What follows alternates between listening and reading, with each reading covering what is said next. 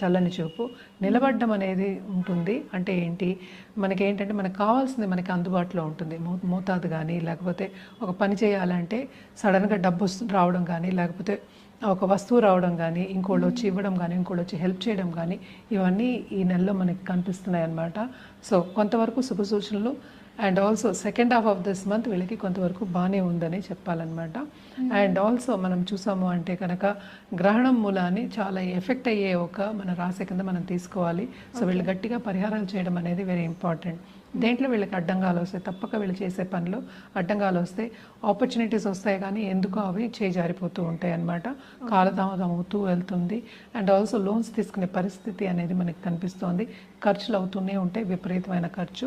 అలాగే దాంపత్య జీవితంలో కూడా అంత అనుకూల పరిస్థితి అనేది మనకు కనిపించట్లే.